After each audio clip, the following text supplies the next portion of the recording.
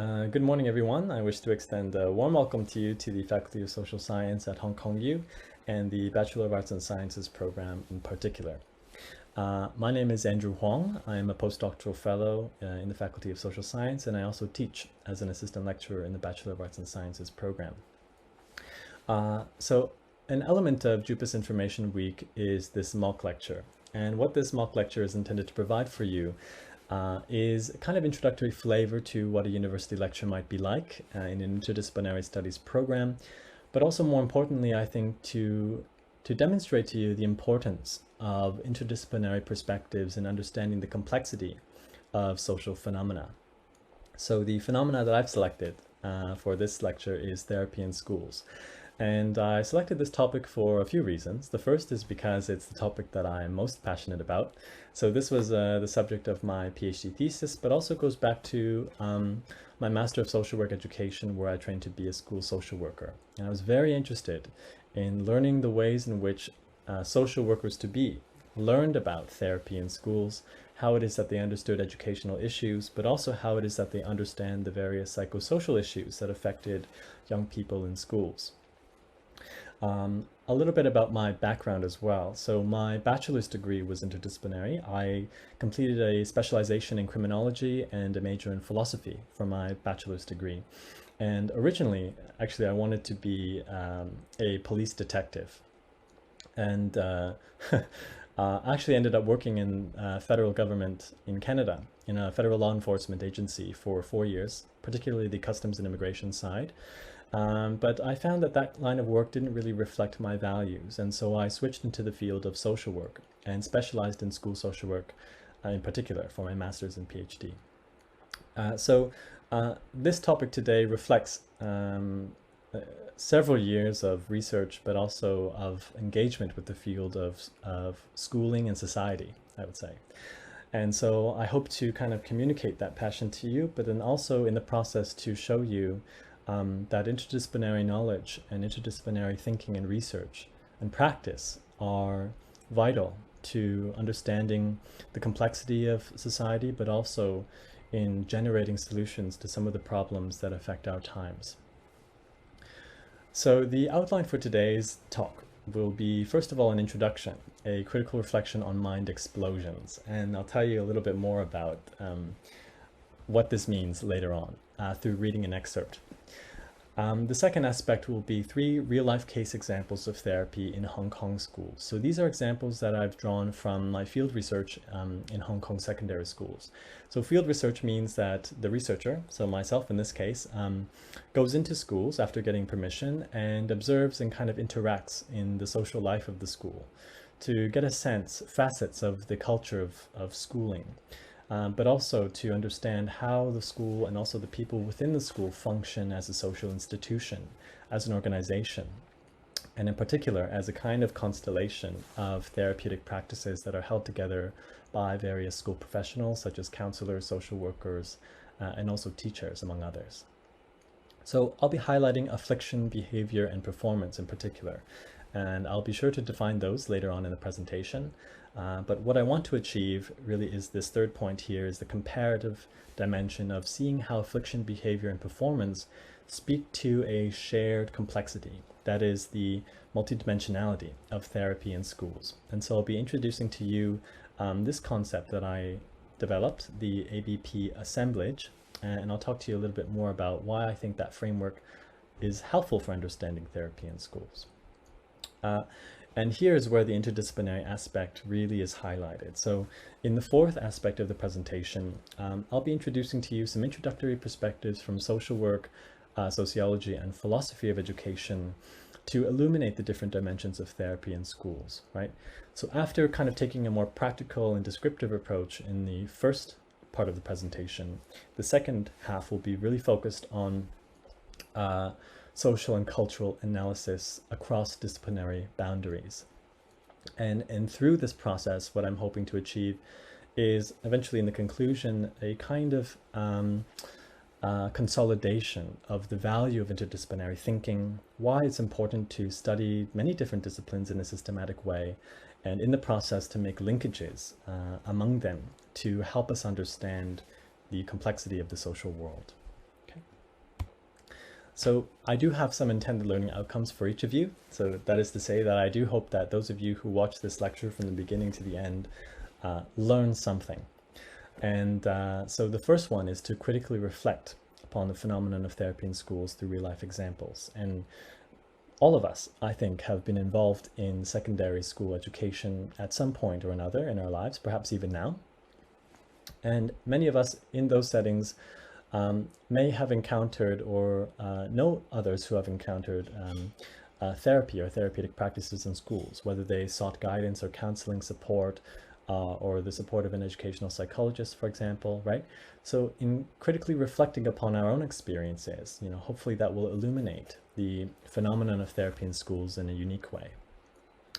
I also want us to be able to make comparisons between affliction, behavior, and performance as sites of therapeutic intervention in schools. And what I mean by sites of therapeutic intervention is the things to which interventions are directed, right? So the elements of either the human being or of the psychosocial relation between counselor and social worker, right? The ways in which the intervention of a kind of therapy is directed towards people, either intrapsychically or interpersonally.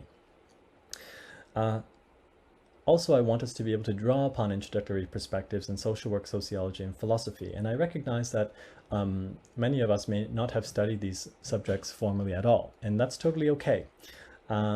You'll find that social work, sociology, and philosophy actually coalesce in unique ways, and also in very meaningful ways that speak to, I think, the interdisciplinary potential of a lot of disciplines. But also social work itself is quite an interdisciplinary profession and academic discipline as well, right? And lastly, there's a bonus outcome. This is something that I kind of added there that's not necessarily an academic learning outcome, but I think is relevant for those of you who are considering the Bachelor of Arts and Sciences program at Hong Kong U. Okay, so you'll have to wait until the end to know what that is. All right, so to begin this lecture formally, I want to bring us to a consideration of this quotation from a book. Now, this is a book that I found in a secondary school when I was doing field research. And I didn't read the whole book. It was in the library, posted on the shelf, and actually there were 4 of them right next to each other. But I flipped through the pages, and there was one page in particular that stood out to me, which was this one. And so this is what it said on that page. There are 2 types of mind explosion that you experience when you walk into an exam hall. Either your brain feels overloaded, panics, and explodes in all the wrong directions, or your mind is fully prepared, armed, and ready to face any questions, answering it to a very high standard. Which kind of explosion do you want for your mind? And when I read this quotation, of course I had a reaction, which was, wow, why would anyone want any kind of explosion for their mind, right? But at the same time, I could totally relate to this quotation as I remembered myself as a secondary school student, sitting in the exam hall and feeling totally stressed out, not sure whether or not I could answer all of the questions on the test, but even more so, thinking that my future was at stake. All of the dreams that I had kind of depended upon my ability or opportunity to access higher education, and through higher education to improve my family's socioeconomic status, but also to kind of forge a meaningful life in a way, to have a career. So I really related to this quotation, and I think many of us do, right? But it was also interesting to me this quotation was interesting to me for what it kind of implies or assumes about the human experience, particularly as a student. Namely, that one can kind of have a choice as to whether one's mind explodes in the wrong direction or in the right direction, right? But also that it assumes a kind of social world in which stress almost seems to be inevitable, but that we just have to adapt to it, and that there are better ways to adapt to it than not. So as a school social worker, what this made me think about was, well, what happens when people's minds explode in the wrong way, or what is perceived to be the wrong way? On one hand, of course, they might fail this exam, right? But at a psychosocial and human dimension, it seems as though, there's an opportunity there to reach out to people and support them. And I think that's what the role of school social workers and counselors, but also teachers and also educational psychologists is to be there for students in those times of need, particularly when their capacities and abilities to cope are overwhelmed and they experience stressors, not just from academics, but also from their families, from their peers, from their teachers as well, and themselves. And so this quotation, obviously I've read a lot between the lines, but I think what it spoke to for me was, how can therapy in schools respond? And so that's kind of the point of departure for today's lecture. So think about, well, if mind explosion is inevitable, maybe it isn't, but if it is, what is the role of therapy in schools, and can it prevent these kinds of mind explosions, or should it? Right. So now I'm going to go into some real-life case examples. Now, whether or not these examples constitute mind explosion, I think is up to you to decide. But I want to shift the focus now from mind explosions to a more concrete understanding of the types of things that students experience at school, and how therapy or therapeutic practices, including psychosocial interventions, are implicated. So for the next few slides, I'll be defining a few key terms, right? Affliction, behavior, and performance, and providing a real-life case example from a Hong Kong school. And I'll try to tie these cases together at the end of these examples, okay? So an affliction refers to the state of being afflicted, right? Misery or distress, something which afflicts a person, a cause of pain, misery, or distress. It can also be a disease or other condition causing ill health, pain, and illness or ailment. So these are definitions that are taken from the Oxford English Dictionary, and this is the 3rd edition, which I think was published in 2013. So the example, a secondary teacher describes to me the case of a student who became regularly absent from school. We contacted the parents to ask what was wrong. Mom said she was having stomach aches and couldn't attend school. The secondary teacher, when I talked to the student, she said she wanted to pursue a career in design, but her parents wanted her to be a doctor. She started to self-harm, and eventually in the following year, she attempted suicide, wanted to hang herself. We, the guidance teachers and social worker, started counseling her and hoped she would be well enough to return to school regularly. However, the parents didn't want us involved. The parents brought her to a psychiatrist. So we can understand from this case example that the affliction of the student is that they are starting to self-harm, right? And also that they have suicidal ideation. But it seems that this comes about through a kind of social interaction between that student and her mom in this case, right? A kind of disagreement about whether the student should pursue a career in design or as a doctor, right? And from my own research, this is actually quite a common phenomenon. Many parents in Hong Kong want their students to become doctors, in part because of the social prestige, but also because of the economic security that comes with becoming a doctor, right? There are always jobs for doctors, right? But also the perceived excellence that is often implied by medics, right? But this kind of disagreement between the student and the parent led to this affliction of suicidal ideation, right? So what is the role of therapy in schools in this case, right? It seems that the teachers here wanted to implement a program of counseling, but the parents didn't want it. And instead, the parents referred the student to a psychiatrist. Presumably, the student then received some kind of psychiatric assessment and perhaps even counseling or medication.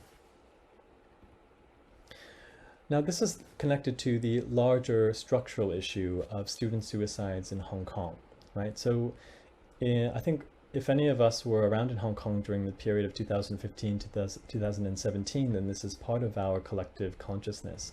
The spate of student suicides that occurred where about 71 students in Hong Kong died by suicide between 2015 and 2017. approximately half of which were in secondary school, and of those, 1/3 were in senior secondary school, right? So the Committee on Prevention of Student Suicides, which was set up to investigate the causes of suicide for these students, found that those causes were involved multiple factors: mental illness, relationship and personal problems, family discord, academic concerns.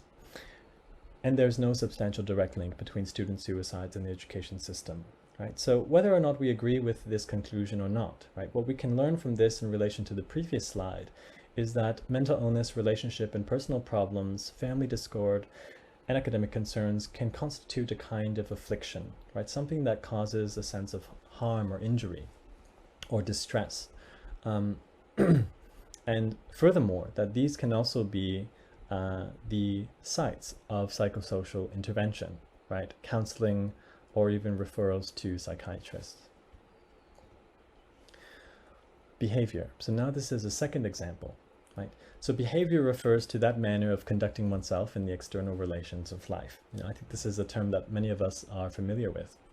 Can also refer to conduct, general practice or course of life, the action towards or to others, the treatment of others. Interestingly, in the school context, much of behavior research is also focused on understanding why students are delinquent, or why it is that students have misbehaviors, right? So delinquent here, referring to falling in or neglectful of a duty or obligation, perhaps an obligation to be a studious, well-behaving student, defaulting, faulty, guilty of a misdeed or offense. And the real-life case example comes from a secondary school, a different one than the first, and a conversation I had with a secondary school teacher who was also called a form mistress. So a form mistress or form master is that teacher who is responsible for guidance and discipline services in secondary schools, public secondary schools, right? So a secondary teacher who works in a school that combines guidance and discipline tells me about her role. Most of the issues involve non-attendance, lateness, and not wearing the uniform properly. I don't really like disciplining students from the start. I prefer to talk with them and do more counseling, because many students have issues like family issues that affect their behavior. Most of the students with behavioral issues are from an ethnic minority background. Their parents are not that involved in the education of their children.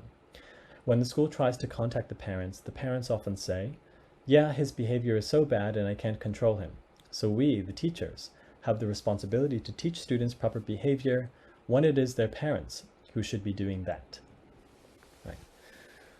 So this quotation is complex, right? And again, we don't have to agree necessarily with what the teacher says. In fact, we might even disagree with what the teacher attributes as the cause to students' misbehaviors, right?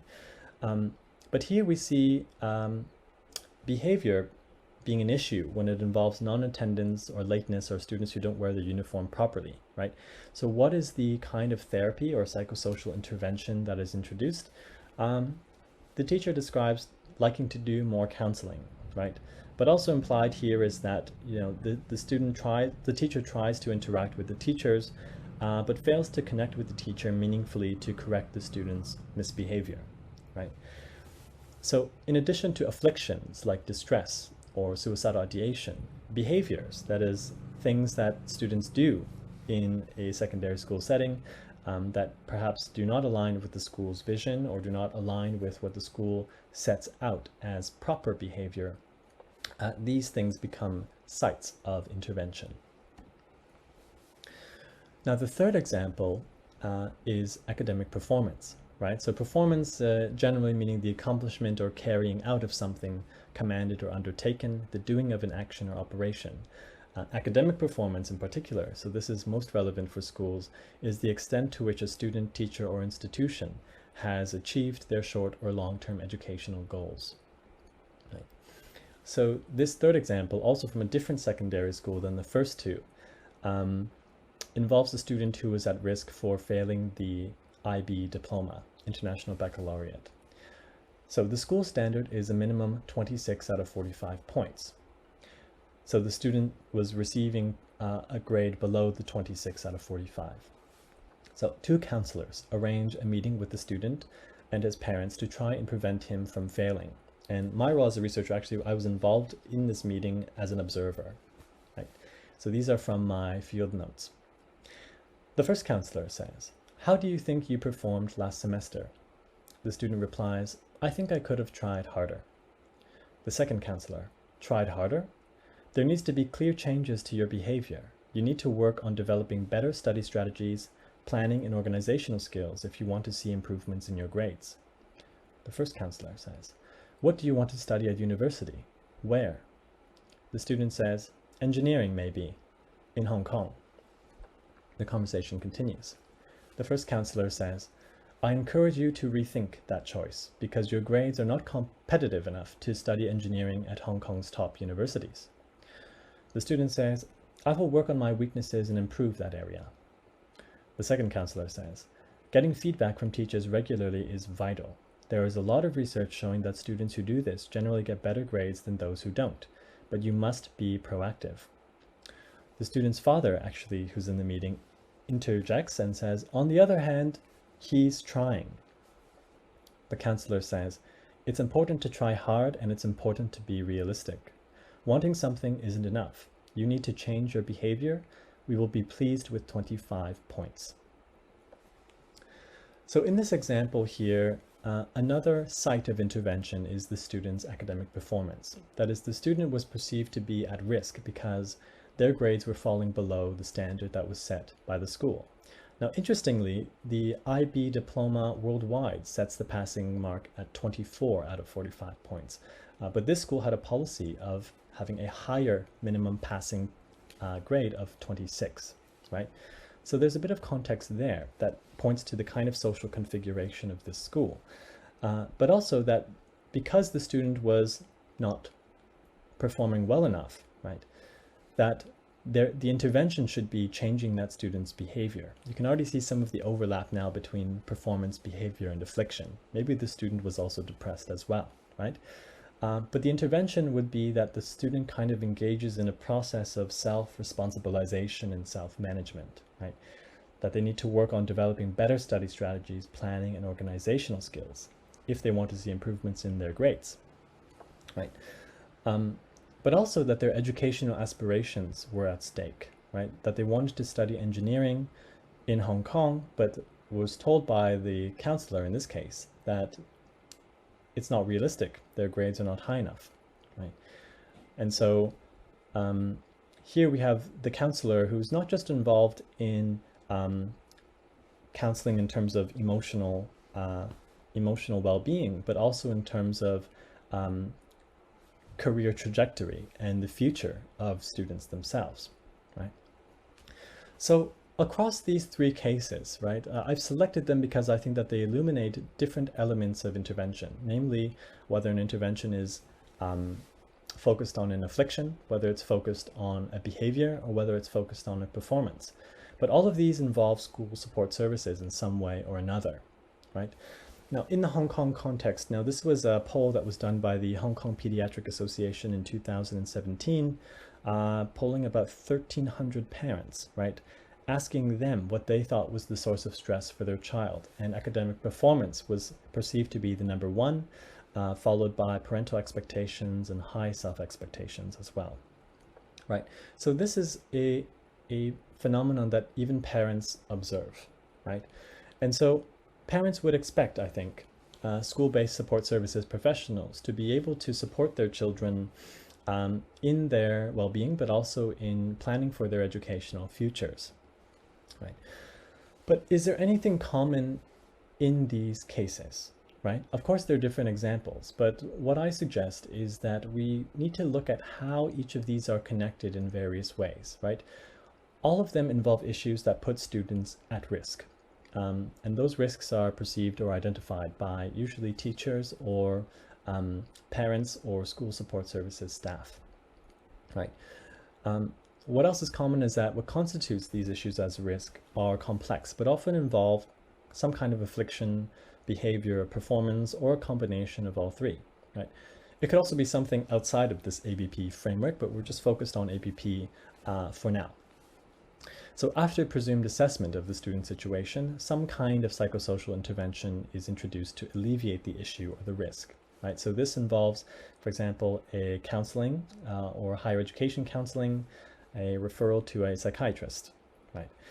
And furthermore, in each of these cases, there is some kind of involvement of school-based support services, right? So social workers and guidance teachers in the first case, form mistresses or the guidance and discipline teacher in the second, and 2 counselors in the third case, right?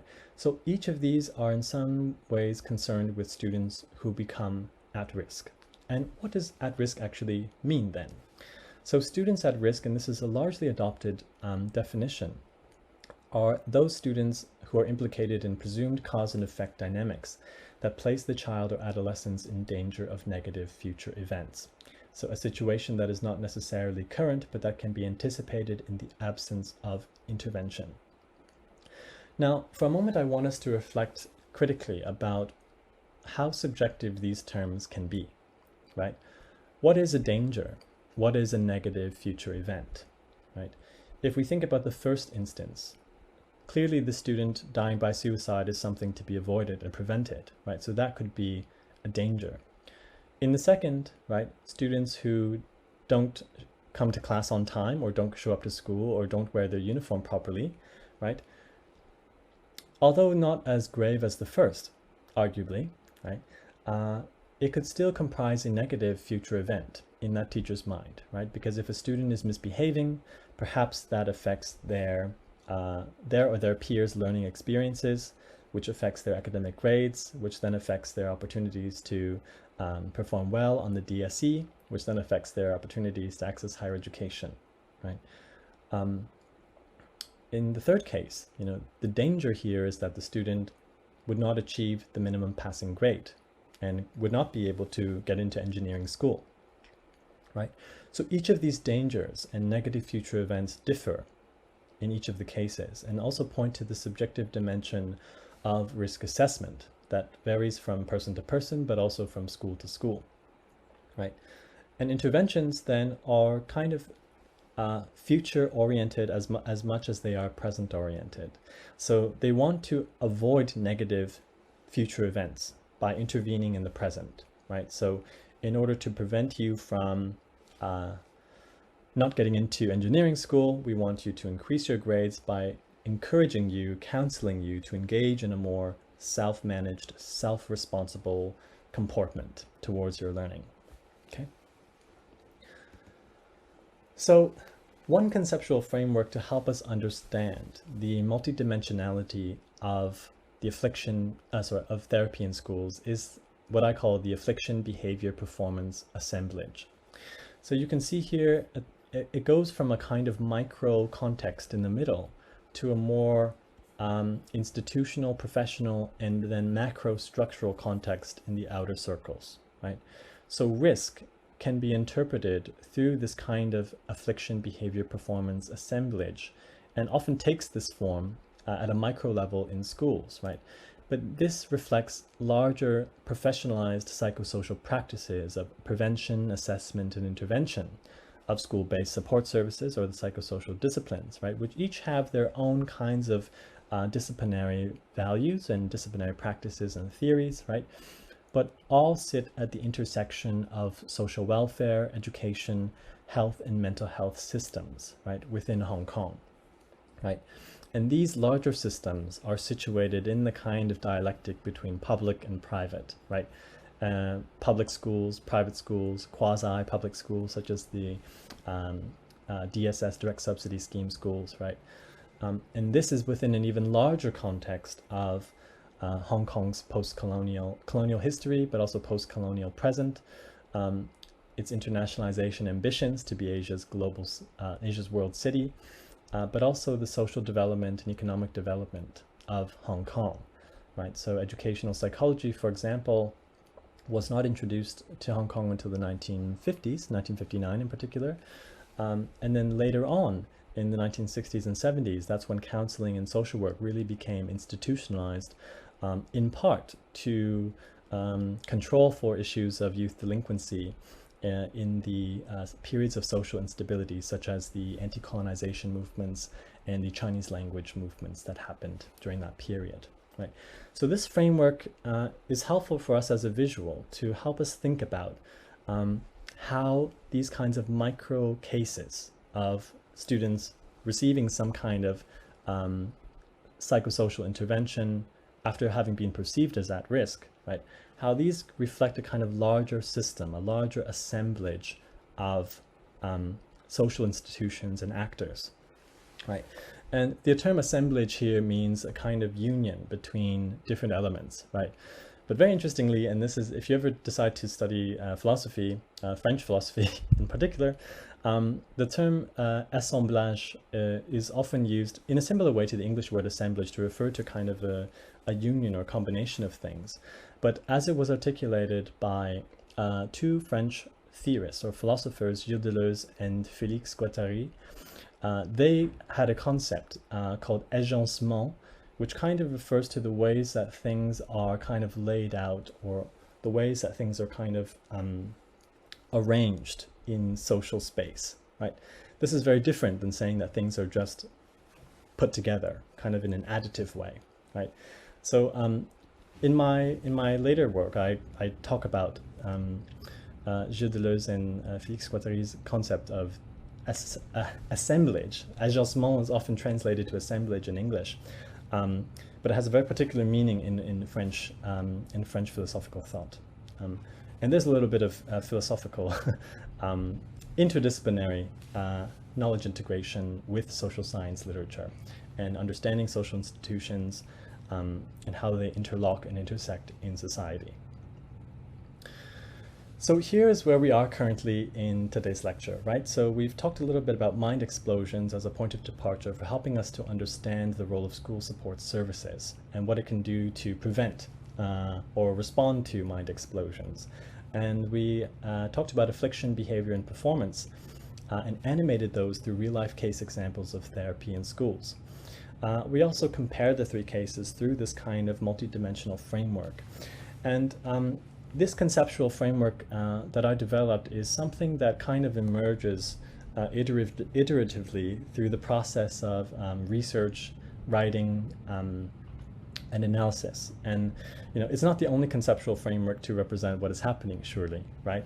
But I think if any of you are interested in research and you aim to kind of develop a researcher sensibility, then the Interdisciplinary Studies program in the BASc is certainly one that will help you to think about the complex interlockings of various social institutions with various things in the physical and social and natural world. And my conceptual frameworks often take the form of circles and triangles, but there are many different kinds of geometric metaphors that one can utilize. And I think that's where interdisciplinarity is very exciting, because you can be very creative with how you represent the ways that you're making connections in your mind, right? And learning from other students who have an interdisciplinary passion as well, how it is that they configure ideas and concepts in their mind and then visualize that in some ways. That's always something that's very exciting and something that can really be cultivated through interdisciplinary studies. All right, so the latter part of this presentation now is going to move towards an introduction to social work, sociology, and philosophy through the concept of therapy in schools, right? So of course I don't assume that any of you know what these three disciplines refer to exactly. And furthermore, there's no way that I could do justice to the sheer scope of what each of these disciplines offer to our understanding of the human and social and physical world. But you'll get an introduction, right, through therapy in schools as a kind of theoretical optic. And so we can start to ask different kinds of questions. And these questions are, I think, what stimulate interdisciplinary inquiry and force us in an enjoyable kind of forcing kind of way to ask questions and try to answer them in ways that are innovative and that draw upon the richness of academic disciplines that are often seen as separate. We work towards integrating, synthesizing, combining them in ways to represent the world in a particular way. Okay. So let us take a step back and think about what therapy in schools means and how it is that people have thought about therapy in relation to schooling. So, as I mentioned earlier, educational psychology was introduced to Hong Kong in 1959, and what soon followed were guidance and discipline services formalized, but then also the school social work service in the 1960s and 70s, right? Now, this coincided with a larger historical shift over the past 60 years, right? In fact, the past 60 years have kind of seen a growing disaffection, actually, that therapy has escaped its neatly contained professional boundary in psychology to infiltrate culture in general. That is to say that therapy used to be focused in the psychiatrist or psychologist's lab, right, or in the counseling room. But Avi Mintz here in 2009 is writing about a larger cultural phenomenon in which therapy is kind of escaping the therapy room and affecting our world in unprecedented ways, right?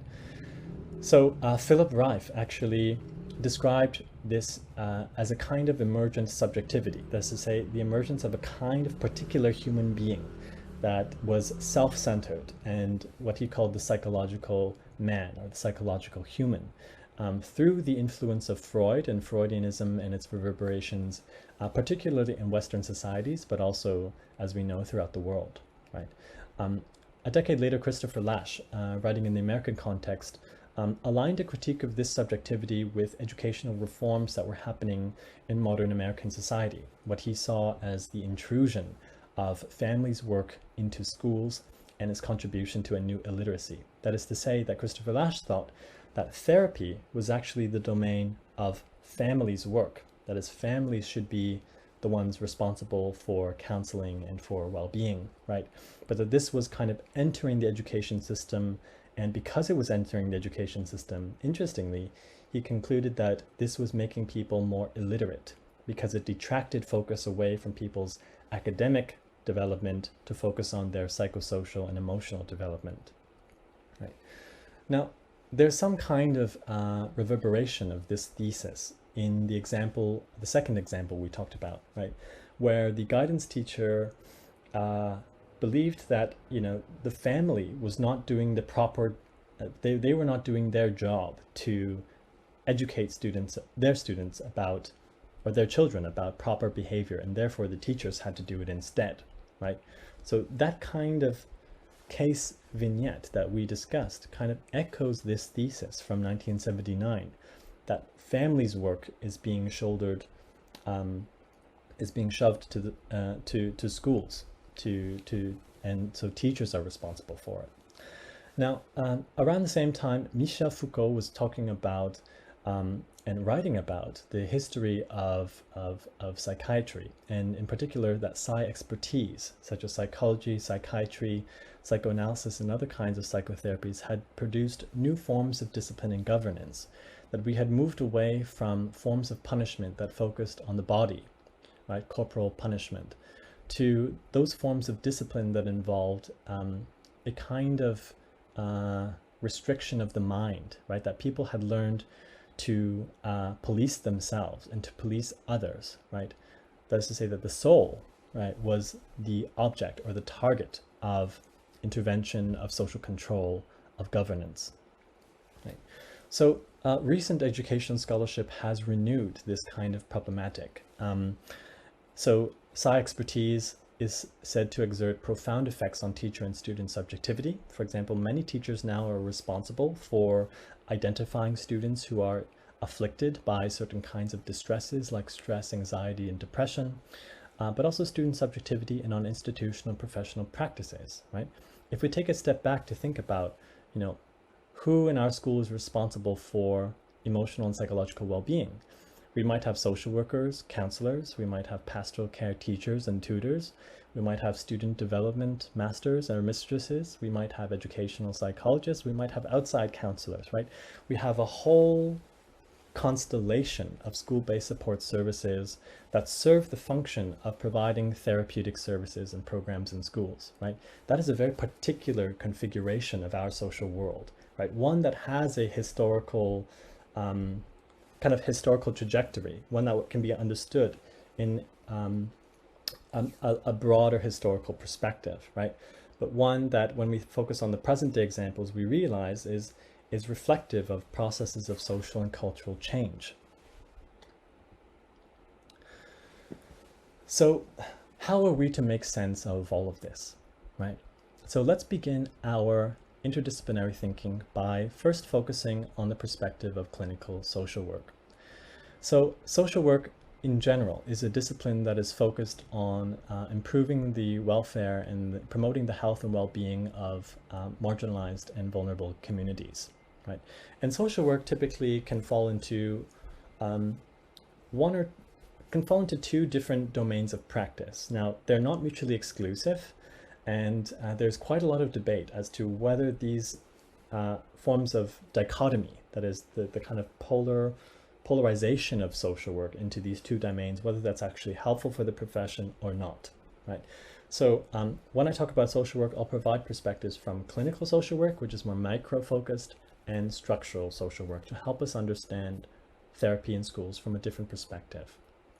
So clinical social work is an academic discipline and a profession, right? That where students would learn skills of assessment and formulating a kind of intervention plan for clients who are afflicted by such ills as depression, anxiety, stress, trauma and complex trauma, child abuse, neglect, interpersonal violence, and other kinds of afflictions, right? So from the perspective of clinical social work, right, how are we to understand therapy in schools? Well, clinical social work researchers would ask questions such as what kinds of psychosocial interventions are found to be effective, say, for example, for Chinese students with depression, right? So there is a kind of practical, pragmatic, maybe even utilitarian focus of much of clinical social work research to find out, we have all these interventions, but which ones actually work? Which ones are ones that we should promote in schools that have an actual evidence base to support, its effectiveness, right? So two aspects of therapy in schools that have been proven to be, or have been shown to be effective, are cognitive behavioral therapy and solution-focused brief therapy.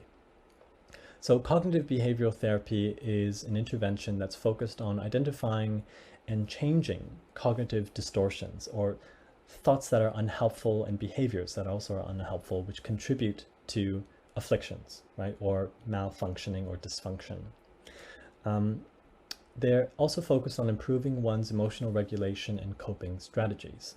Solution-focused brief therapy is focused in a kind of present and future orientation where the counselor or the social worker or therapist focuses on finding and implementing solutions to a problem as soon as possible, because often in schools, you cannot counsel a student for too long because it might take away from their classes, right? If students have to skip classes to receive counseling, right? So it's better to have, the idea is that it is better to have a short-term therapeutic intervention, right? So students can get better quickly and move on with their academic learning, right? So it's focused on finding and implementing solutions as soon as possible and building a future where afflictions have less of an impact on one's life, right? So one technique in solution-focused brief therapy is the miracle question, right? If one day you could wake up and a miracle happened and your problem wasn't there, what would it look like? What would it feel like? What would the arrangements of your social world have to be like such that this miracle could happen? And how do we build that? How do we make that a reality? Right? So that's one perspective of understanding therapy in schools from a clinical social work perspective, to think about, well, we have psychosocial interventions, but which ones are effective, which ones actually work? From the perspective of structural social work, so structural social work shifts the level of analysis from micro, interpersonal, to more macro, looking at how social institutions are arranged in society, the role of communities and how to develop a community's capacity, the role of social development and also of social policies and shaping opportunities that are available for people to receive services and the like, right? So from the perspective of structural social work to understand therapy in schools, we might ask, well, what is the role of school support services in policy practice, right? School social workers, for example, are not just counselors, right? They're trained to be actually interdisciplinary, ideally, right? Playing a role in the creation and implementation of policies and programs at the school and community levels to address injustices, right? So what comprises an injustice? These are just some examples. Economic inequality, inequitable school funding, racial and ethnic segregation. I don't think many of you were around during the time when Hong Kong had the designated schools, right, where ethnic minority students were separated from those from the Hong Kong Chinese ethnic majority, right? So racial and ethnic segregation as a kind of injustice, but also sexual harassment, right? So structural social work tries to encourage social workers to take a larger perspective, a larger scale perspective, to see how it is that inequities and inequalities are conditioned by larger structural forces, and how individuals can, particularly social workers, can play a role in advocating social change and creating and implementing policies to challenge injustices, right? So here you can see a slightly different approach than the clinical social work approach, right? They're asking different kinds of questions, but they're also each concerned with vulnerability and marginality, and ensuring that individuals, communities, and families live better, right, and have more opportunities in society. So furthermore, in structural social work, right, which I mentioned earlier, social work does have a kind of pragmatic orientation in its approach to learning, but also, its students, who become social workers also want to learn skills about how to engage with the work of social justice. So we might think about how it is that we cultivate analytic skills to evaluate educational problems, right? Identify barriers to policy implementation, and develop strategies for assessing therapeutic programs, right? So where clinical social work asked questions about whether certain psychosocial interventions were effective, right? Perhaps there are also larger therapeutic programs like mindfulness classes or self-help groups, self-help peer groups, right? So social workers, from a structural perspective, might want to see how it is that these programs, whether or not they're actually effective, and whether they could be scaled up to be incorporated, for example, in the practices of an NGO service or in another kind of community development project, right? Political skills, to gain and use power and develop and implement political strategy, right? Teaching those who work in therapy in schools to all right, my apologies for that. Some technical difficulties with the video recording software. So as I was saying, these interactional skills are also important to develop from a structural social work perspective, right? How to uphold the needs and rights of vulnerable and marginalized communities, right? And how to kind of encourage specific policies that will respond actually to their needs. Now, let's shift our perspective now from social work, right, as a kind of helping profession, as a kind of helping discipline, to the sociology of education. Now, sociology is a discipline that is concerned with the kind of interactions between human agency and social structure, right? So if we think about the micro focus of clinical social work and the macro focus of structural social work, right, sociology also oscillates between these kinds of levels of analysis to understand the interplay of human beings in their social world, right? So sociology is a very vast discipline that would study such things as religion, as gender and sexuality, of inequalities and social stratification, of social and economic reproduction, and also the role of social classes and class and ethnic conflict, these kinds of things, right? So sociology of education brings the perspectives of sociology to bear on educational issues. And quite often in times, the sociology of education in particular is concerned with how it is that inequalities are either reproduced or challenged through the education system, right? So if we think about schools, right, they're not just simply institutions where we go and learn academic subjects, right? Schools also in many ways do things to us. They teach us the values of a society, or at least what the school interprets as the values of society, right? Schools schools are also places where we make friends and interact with diverse peers or peers who are different from us, or perhaps the same like us, right?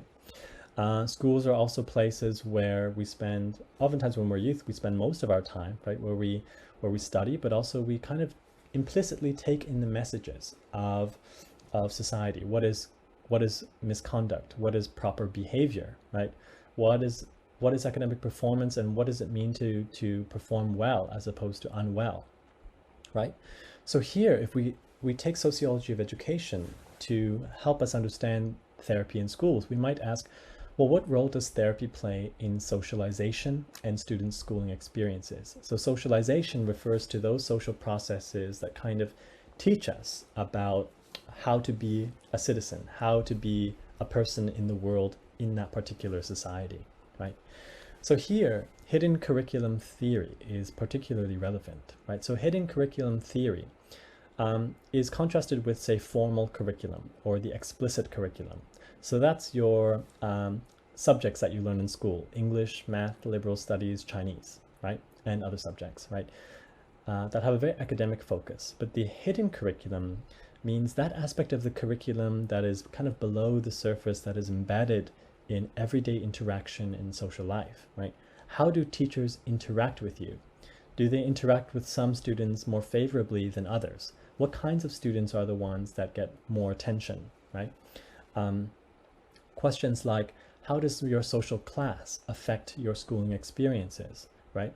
If you're constantly late for school, but you come from somewhere very far away and you need to commute and you don't have, say, a car that or a parent to drive you to school every day, then that's going to affect your educational experience and perhaps your attendance or non-attendance much more than somebody from, say, a higher socioeconomic class background or someone who didn't have to struggle with the experiences of commuting from somewhere far away, right? So what schooling does to people, right? This is what is meant by the hidden curriculum. Hidden curriculum can also refer to the values of an intergroup relations, right?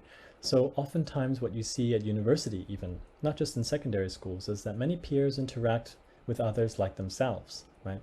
So for example, what we see in the university is that many Cantonese-speaking Hong Kong Chinese students interact with others like themselves, and mainland Chinese students interact within their circles, and then international students who are not from mainland China interact in their own social circles, right? So there's this kind of partitioning between social groups, right? This might also be reflected in secondary schools as well, particularly if they have diverse students, right? But this is an element of the hidden curriculum, right? This kind of intergroup partitioning, right? That shapes whether or not people learn from people who are different from themselves, right? Whether they can practice their English skills with peers who speak diverse languages, right? Whether they get involved in social activities that are mediated by certain languages like Cantonese or English, right? So this is also an aspect of the hidden curriculum, right? So does therapy play a role in socializing students as well, right? If we think about the case example of the student who was the second case example where the student was in trouble because they apparently were always late and they didn't adhere to the uniform policy, right? But that the cause was because the student came from an ethnic minority background, right? That the teacher would say that actually, I think, speaks to various forms of social inequality, but also of inequity. That is, in how ethnic minority students are perceived. Now, in the sociology of education, right, we might ask, how do therapies in schools affect or become affected by social inequalities, right? Now, much research, interestingly, shows that those students who receive therapy or therapeutic interventions belong to socially disadvantaged groups, such as ethnic, gender, and sexual minorities. And it's very interesting to think about why that is the case, right? Some of the research shows that many teachers in Hong Kong perceive ethnic minority students to be less academically capable than Hong Kong Chinese students. They also perceive that these ethnic minority students are more likely to be delinquent and misbehaving, right?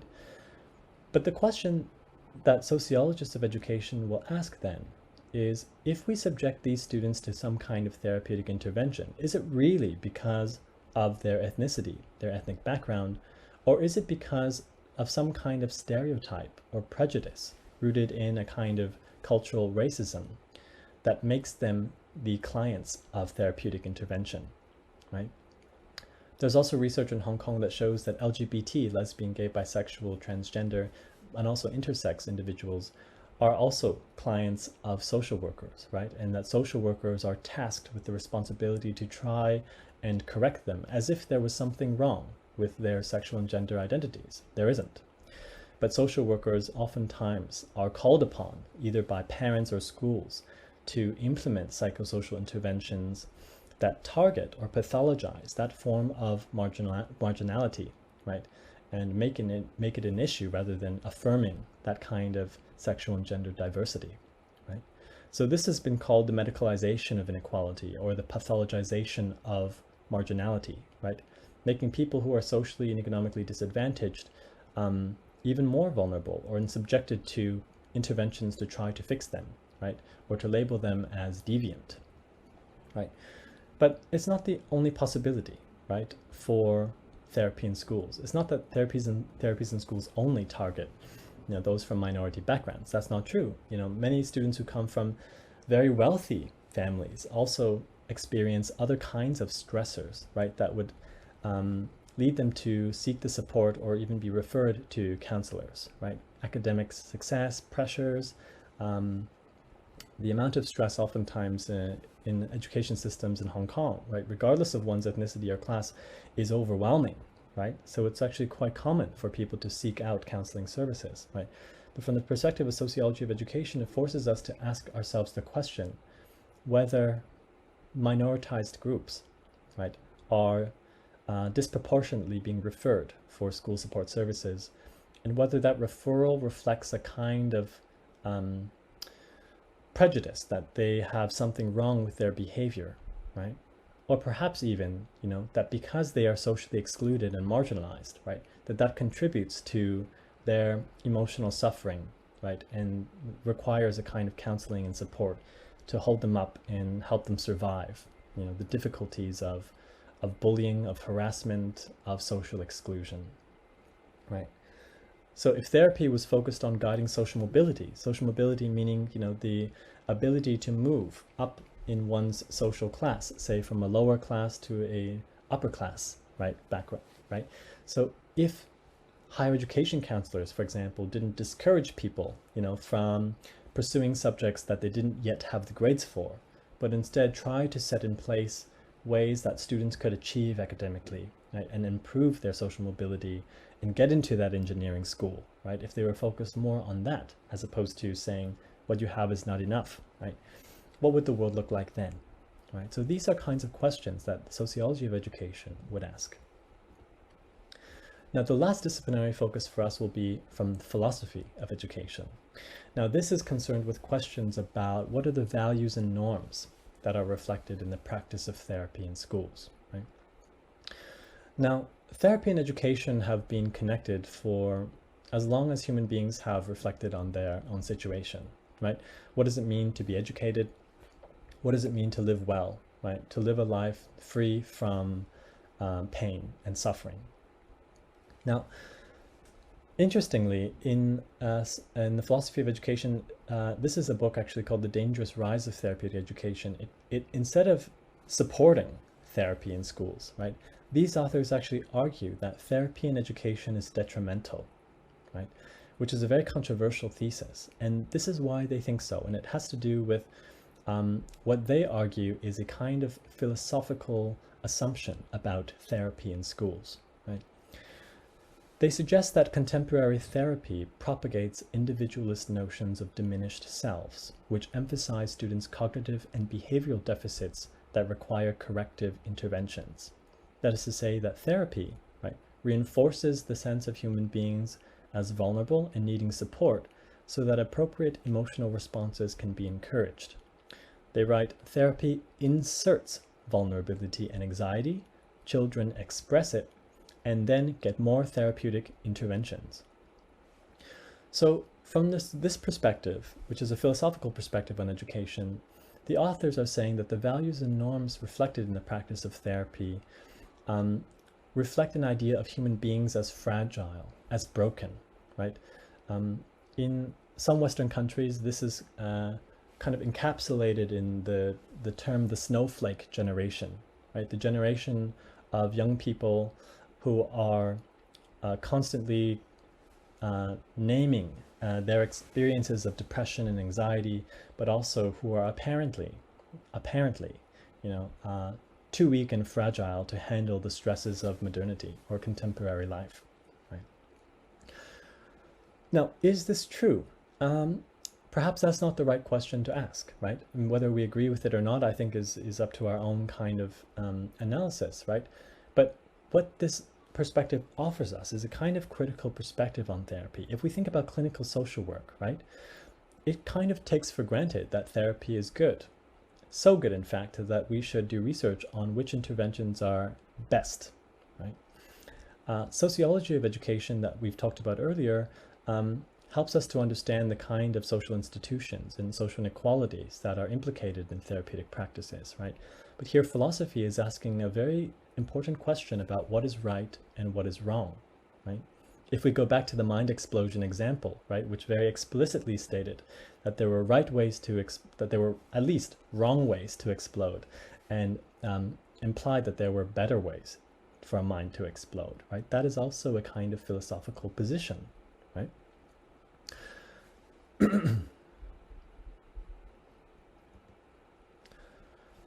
What does therapy in schools assume about the nature of society and human existence, right? So other philosophers, here's an example from Paul Standish from the University College London Institute of Education. He says that therapy responds to the achievement-driven and heavily tested environment of schools today. In other words, if our schools were not so focused on ensuring academic achievement, for example, in the third example of the student who did not receive the minimum 26 out of 45 on their IB score, right? Standish is saying that if schools were not so focused on achievement and testing students constantly, right, that perhaps we wouldn't need therapy, right? There's also a rising culture of managerialism in schools, right, where practices of management kind of affect the ways that schools are run. So schools now are like businesses. Accountability is reliant on high-stakes testing and promotion of competition between schools. Also, that quality assurance in schools, right, part of the managerialism means that schools are aversive to risk. That means that they avoid risks, right? Now, here is a very interesting conclusion that Standish has, a thesis that he has. He says, a significant aspect of this aversion to risk, that is trying to avoid risk, is what might be called a denial of negative experience. In other words, an overemphasis on achievement makes it impossible for students, as well as for those who teach them, to acknowledge ways in which things do not go well in the course of a human life. And this avoidance leads to a kind of repression. Now, what this reveals philosophically is that when we avoid risks, we're basically saying that it's something bad, right? So if we are avoiding things that are bad, right, then it means that, we are promoting things that are good, that we only promote things that make us happy and content. Standish's argument is that it's actually a very human thing for things to not go well in the course of a human life, right? But that we are so afraid of risk and that we are so preoccupied with trying to avoid risks, right, that we actually repress this dimension of the human experience, right? Now, from one perspective, we might think, well, wouldn't we just want to live happy lives that are free from suffering and negativity, right? Wouldn't that be best, right? And that seems to be the assumption, I think, behind at least how Standish conceptualizes therapy, right? But Standish is also saying, and this is arguable, but he's saying that that actually sometimes negative things can be valuable in life, right? And that we shouldn't always try to avoid them. And, I can think, at least from my own experience, that this may also be true. I mean, my father, for example, died in 2011 from cancer, right? Would I have prevented him from dying if I could? Absolutely, right? But after he died, my life changed in many ways and would not have gone in the direction it had he not died, right? I became much more sensitive to my mother's needs, for example. I thought a lot more about my responsibilities as a son, but also as a family member. I became much more passionate about, supporting others. And actually part of why I went into social work was because my father had died and I saw his suffering as well, right? So if we're always avoiding risks and trying to avoid what does not go well in the course of a human life, right? Standish is saying that this is a kind of repression, right? So therapy in schools then, right, would contribute to that kind of repression. Now, I know it's a controversial thesis, right? But I think that's what Standish is suggesting, right? And it does help us to understand from a different perspective how therapy in schools, right, has a moral dimension, right? Whether good or bad. So let us return to the beginning question that was kind of posed by that book discussed earlier, right? Which kind of mind explosion do you want for your mind, right?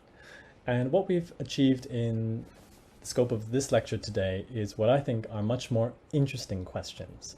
Questions about, what kinds of interventions are effective? How does one learn skills to be an effective policy or practice, a policy practitioner in school support services, right? What skills do we need to address injustices? What role does therapy play in shaping the social world? How do therapies affect or become affected by social inequalities? What are the norms and values reflected in therapy in schools? And what does it tell us about the nature of society and human existence? And these questions are just one of many questions that might be posed, right? And that can be answered through an interdisciplinary studies program. And I think if many of you are curious like myself, right, you will start asking many questions early on and throughout the duration of your studies, right? But what this program I think will allow you to do is to begin an exploration and also a journey to answering these questions that you're most passionate about, right? My passion is therapy in schools, right? But yours might be something else, like what is the role of religion in society, or what is the role of community development organizations in shaping social welfare in Hong Kong, right? All of these kinds of questions that you can ask, right? But as you try to answer them, more and more questions come up, right? And they might be of a sociological nature, they might be of a social work nature, they might be of a philosophical, psychological, anthropological, or arts-based nature, right? I mean, the possibilities are truly endless. But what I hope that this mock lecture has demonstrated to you is how you can move from just taking a question at face value, right? Okay, which mind explosion is better, this one or that one, to a much more rich, complex, and sophisticated understanding of the social world that shapes our inquiry, but also that can be analyzed empirically, also theoretically, by our processes of inquiry as well, right? So here is where the bonus intended learning outcome kind of comes in. So if you are as interested in therapy in schools as I am, or working in the school support services field, actually Hong Kong U would allow you to study that in a very multidimensional way, right? So we offer social work and counseling courses in the social work and administration department. Also educational psychology is offered in the Department of Psychology. And if you're interested in guidance, discipline, pastoral care, and special education, you can study that in the Faculty of Education, right, at Hong Kong U. Now, many Hong Kong U programs and courses are offered in these disciplines, which you can take, with an interdisciplinary curriculum under the BASc. But let's just say you're actually interested in working in the school support services field, right? And taking, for example, these kinds of social work, sociological, and philosophical perspectives into your future profession, right? The BASc could be a standalone degree that would truly be educational and informative, right? And something that I think would be very personalized and exciting. But you could also combine it with further education if you wanted to pursue a particular career path. So for example, these are just some. The BASc could be combined with the postgraduate diploma in education so that you could qualify as a teacher, right? Or it could be combined with a Master of Social Work qualification to be a social worker. You could also do the BASc in Interdisciplinary Studies with a double major in psychology, and then pursue future research degrees in an MPhil PhD in educational psychology to become an educational psychologist. Or you could combine BASc with sociology, social policy, and development, right, to understand the more structural and societal elements of therapy in schools, right, or another topic. And really, you can combine it with any other major, or just take a bunch of elective courses that suit your interest in arts, sciences, and social sciences, right? So the possibilities really are endless. And, I'm sure if you selected, if you're able to identify a topic of interest, right, we can work towards building a curriculum for you that reflects that interest and also the multidimensionality of the social phenomenon or physical phenomenon of interest, right, that truly reflects the potentiality of drawing upon multiple disciplines and synthesizing them towards a more holistic understanding of what you're passionate about. So to conclude this mock lecture, I do hope that you learned something, and in particular the value of interdisciplinarity and the need actually for interdisciplinarity to really appreciate the scope and complexity of the social world, right? And through this undergraduate curriculum, this is not just something that where you just throw a bunch of ideas, courses and programs together, right? But that something that can be planned and organized and meaningful and reflective of an educational path that is something that you really want to pursue and something that you're really interested in. And also maybe something that, just a topic or an area that you want to explore that you've never thought about before, right? There's also the flexibility for that.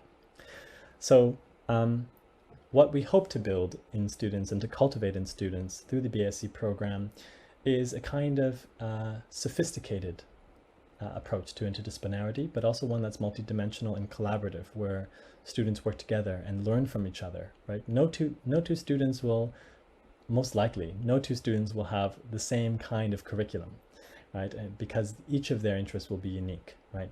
But that the curriculum allows for collaboration and that kind of cross-fertilization of ideas, not just between disciplines and among disciplines, but between and among students and staff and teachers, right? That is, I think, the true gem of this program. And I do encourage you, if you're interested in interdisciplinary inquiry, to apply.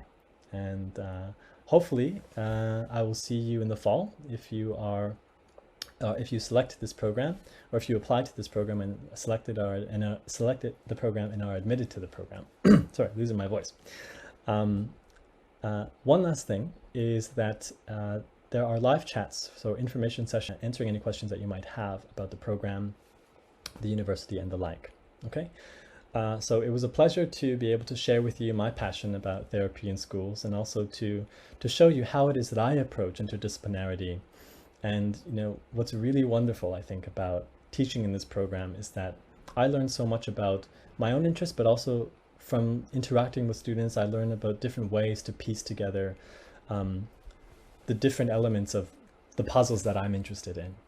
We learn a lot from students about what they're interested in, how it is that they think and analyze and approach creativity and innovation.